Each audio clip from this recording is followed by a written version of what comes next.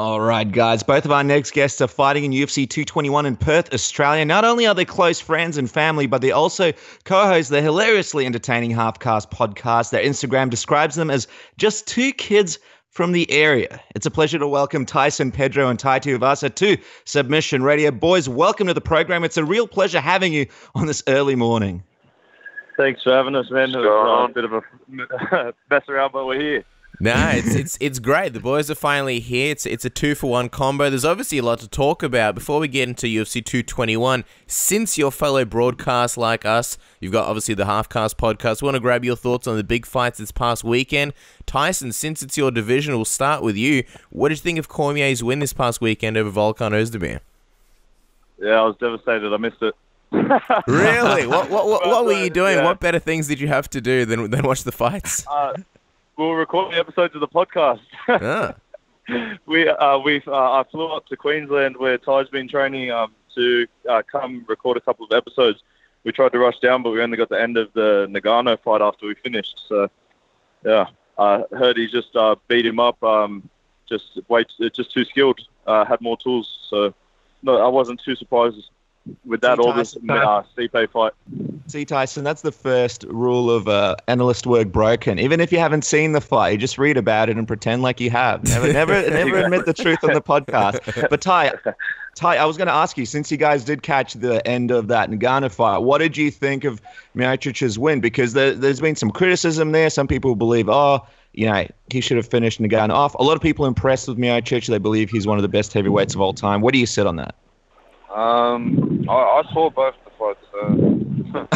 There you go, Tyson. There's dedication on 1.5. We were late. So he's just throwing me under the bus. What did you think, Tai, of the way Stipe I got in first. I thought that I knew that's how the fight was going to go. If Francis didn't beat him within the first two, I thought that was how it was going to go. So I wasn't really surprised. I actually thought Francis would have had better wrestling, but he didn't. So I was surprised how much they were zapped. To be honest, out of that first wrestle, it was like that initial first wrestle, and then they were just bang. That was it. You can see how much it's taken to move around those two big bodies. In your opinion, what do you think that comes down to? Obviously, you're in the gym every day training. Do you think that comes down to a lack of sort of wrestling training? Do you think that's maybe just lack of cardio training? Or do you think maybe it's just the way Ngannou's built? He's not really built for the long rounds. They trained. They would have been training their asses off. But I think like that initial first wrestle when you grab someone and you're just going, okay, let's get him down, and you're fighting so hard that you're in the gym, you're not really doing that in the first minute of any like sparring session. Let's go as hard as we can and then try and drag out. Usually you're trying to do your 3 or 4 rounds. Well, Tai, tell us a little bit. I mean, you guys do an amazing job of breaking down the fight. So for people outside of Australia, because we know your story, you guys have a great story. For people in America or overseas over there in Europe listening right now, tell us a little bit about how you guys first met. And did you guys know initially when you first met, when you think back to it, that you guys would be such close friends, training partners, and now co-hosts of a podcast? We'll go with you first, Tai. We've known each other for a little bit now. But, some things weren't planned out, like me having a baby to his sister. But, He got me. It happened. But since everything's fallen into place, so it's all gone well, and we're just starting off, I think. We imagine obviously the family gatherings. We know all the the Samoans and the Polynesians. You guys are famous for your barbecues. We imagine there's a lot of obviously with you guys being both UFC fighters. Is there non-stop MMA talk at these barbecues, or is it just never? Business doesn't belong there? Is that the way it is? No, I don't think I talk about fighting ever. So I'm not really a fighting head. I just like to actually fight. If that makes sense. No, absolutely. And we know, obviously, you guys have this great podcast going. Tyson, tell us a little bit about who came up with the idea to do the Half-Caste podcast, because we know we've listened to a few episodes. It's hilarious. It's a great mix. It was a great idea putting this thing together. How did this thing all come together initially? I'm pretty sure we were sitting in the house and we were watching these two guys just laughing and teasing each other and just teasing funny videos, and we were like, let's do this. I reckon it'll be funny as. And it just never eventuated, like, you know how it is when you're doing your first episode, like, man, I don't know how to do this, I don't know where to start. And then actually Mark Dow, one of my business managers, and I got on Bloke in the Bar with Dean and Kemp, and they were both like, man, just record it, and it doesn't matter how bad or good it is on the first one, just record it and learn from there. And so I just told Ty, I go, bro, let's do this. I've got some of our friends, Rise Media, Jaquil, Eddie, to just record us, and yeah, that's how it started, and started moving a lot quicker than we could have imagined. So we started getting some names in there almost on the second and third episode. Oh, wow. And how many episodes are you guys up to now? We just recorded our 6th, I think, with, I'm not sure if you heard of him, Fortify from, he was a rapper, and he made that Color Switch app. Okay. If you've ever played that Color Switch app, yeah, sold that to developers, and now lives in Dubai. So, yeah, that was our first non-professional athlete, and hopefully we can keep doing more. Well, there you go. Well, obviously, there's a lot of great content coming out. We're going to play a bit of a fun game. Dennis, I think you're going to introduce it. All right, guys. So, because you guys are so close, we want to test how well you guys know each other. So, we have 3 questions to ask each of you, and this is how it's going to work. For example, when we ask you questions, Ty, you answer the question, and then Tyson, you have to confirm if it's true or false. The person with the highest score is the person that knows the other man the best, and I suppose the big winner here today. So, Ty, we're going to ask you questions about Tyson first. 3 questions. First question, what's Tyson's favorite movie of all time? You know we're boys, we're not lovers, eh?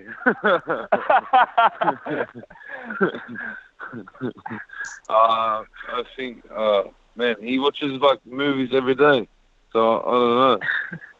I guess No I guess it's a tough one because there's so many to choose from. And anything that you recall watching with him, maybe a single tear that Tyson shed, and you thought that's his movie right there. No idea. I don't watch movies. Help Ty out, Tyson. What was the answer he was looking for? It'd probably be like The Last Samurai. Oh, that's a good movie. Yeah. Don't even know what the hell that movie is. I thought you were going to drop some porn names on us or something like that for a second. I thought I didn't word that question very well. All right, next question, Ty. Forget about that. Let's move on. Second question. Tyson has to pick one karaoke song. He can only pick one karaoke song to sing in the bar. What song does he pick? Oh, I'd go with like Mariah Carey, but he can't sing, so yeah, I don't know. That's a strong one. Mariah Carey is that the one, Tyson? Yeah, I'd have to confirm that. Okay, awesome. Keep it general because I want to give. I was going to say, which song? Because we want to prove that you're not being just a nice guy and letting Ty off. Which Mariah Carey song? No. I love a bit of fantasy. Oh, there you go. He wasn't lying. All right, Ty, this is the final question. So you've got 1 point. We'll give you 1 point, 1 question wrong, 1 question right. Last question. What is Tyson's secret celebrity crush that no one knows about?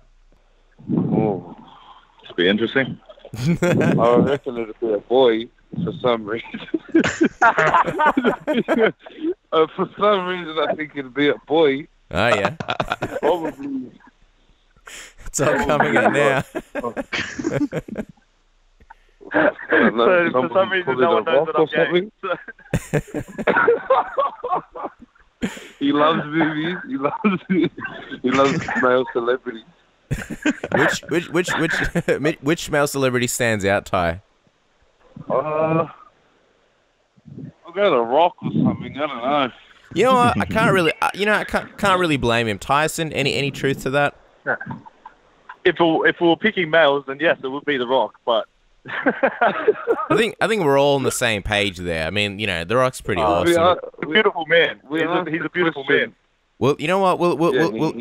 We'll say you got that one right, Ty. So you're 2 for 1. Now, Tyson. They're sketchy too.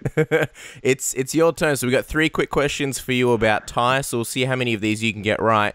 Ty has to choose one food to eat for his last meal. What is it? It'd be like meat or something. He just eats like big food. I don't know if he has a favorite dish. But I know it'd be like meat or something. So he's a bit of a carnivore. Does that sound about right, Ty? He's spot on. Spot on. 100%. All right, second question. It's time to drink at the bar. You boys are out somewhere at the local. What's Ty's favorite drink of all time? What's he drinking? Ooh. Jimmy and lemonade. Jimmy and Sprite. Is that right, Ty? Jack and Sprite. Jack and Sprite. Oh, got him. Well, it's still a brown spirit, so I feel like we can give you maybe a half point. Jim and Jack, but he's on the Jim and Jack. Any of them. All right, last one for you, Tyson. So you're not in training camp. The night out is finishing up early. You boys are out. It's finishing around 4 a.m., so it's a really, really early one, obviously. Ty can only have one type of post going out food before heading home. We're thinking maybe Souvlaki's, KFC, McDonald's, Hungry Jack's. These are just some of our favorites as well. We want the destination and the meal he chooses. Oh, that doesn't matter. And it wouldn't be at 4 a.m. When would it be? but we'll go with KFC if it were out of those ones. Ty, can you confirm or deny? No, he's on. Spot on. and he's spot on about that 4 a.m. We're not finishing up at 4 a.m. When he finishing up? That's a bit too early, right? So then I got my other half point back for that one. Yeah, that's true. So you're on 1, 2. So Tyson's pretty much on 2.5, and Ty's on 2. So it's a pretty even score. Tyson's technically the winner. It's like a split decision. But what time would you be finishing then, Ty, if not 4 a.m.? Well, hopefully the club finishes at 4 a.m. and then I don't know. Someone's got an after party. Yeah. I'll tell you what. P.S. Ty, you didn't write back to my text messages while you've been driving back home, so I left my keys in your car, so I can't get home from the airport. Damn, it's all happening Yeah, here. It's all happening here on the show, and who knows? Maybe you guys are still out. All we know, it's only about 9 in the morning, so it might be too early to finish right now as well. As we move on with the interview, though, guys, we do want to touch on UFC 221. It's a cliche question, and everybody's going to ask you guys this question. Is going to be asked hundreds of times as you go into the event. So we want to be the first ones to do it. How does it feel to be on this card together? Obviously, it's a big card for Perth. A lot of people are really excited about it. Both of you guys are on this big card together along with Mark Hunt. Tyson, give us your thoughts first. How does it feel to be on there with Ty and Mark Hunt? Yeah, it's amazing. I've told this story a few times. When we were younger, we were on MSN and we were messaging each other, talking to each other, saying how well each of us are doing. And we were just joking about how we can't wait till we get to the top and be in the UFC fighting together. So it's a pretty big deal for me. And I think people underestimate as well how big of a thing it is. Two kids that were hanging out and grew up together, and then are still on in the biggest fight promotion in the world. So it's a massive deal for me. And then even to be with Mark, he's a really good dude, and I've always looked up to him as a fighter as well. So I know it's a bigger deal for Ty. But yeah, Ty, tell him how happy you are to be fighting with me, and how much it means to you, because you know when you cried last night about it when you were telling me. Just tell him that. Tell him that No, for me, it's massive. Just like Tyson said. Obviously, when you say something out loud and then it comes true, I think it means 100 times more. But not only just that, but we're family. My son gets to look up to not only just his father, also his uncle. And we just and like I said, 2 kids from the area, and we get to show everyone else. Maybe dreams do come true, and it's massive. But I was a bit gutted at Sydney that I couldn't share the stage with Tyson or Mark, but some things happen for a reason, and now we get to show the world all in one night. But we're taking over for real. Yeah, it's amazing. I feel like if UFC were bringing back those nicknames for pay-per-views, like UFC Redemption, UFC Knockout, they should bring back one for this one. Maybe something like UFC 221. It's us again, because you've got the whole crew. Ty, Tyson, and Mark. As we let you guys go, because we're running out of time, just quickly, Ty, you've obviously got Cyril Asker. What do you know about him? Are there any flying attacks that you've secretly got planned for this one? And what is the official prediction? How do you see yourself getting it done on the night? I'm flying to the bar straight off. Flying knee to the bar. I love it. Well, Tyson, what about yourself? You're obviously facing Saparbek Safarov, largely unknown to the casual fans. What do you think about him as your matchup, and what is the official prediction from you? Yeah, he's pretty wildly unknown to me as well. But I don't know. For some reason, I want to cut him up. So I have a feeling the ref's going to stop this one from, I don't know, cuts or something. Wow. Well, it's going to be an exciting night. And guys, make sure to tune into the Halfcast podcast. You can carry on with more of this conversation. The guys are hilarious. Their insight is really, really cool. And they get a lot of great guests from a wide range of backgrounds on there. So you guys are always going to get some great guests and some great information from the show. You can check out the show and follow the show on Instagram. That's _Halfcast_podcast. That's youtube.com/the Halfcast Podcast. And, of course, check them out on Facebook, Halfcast Podcast.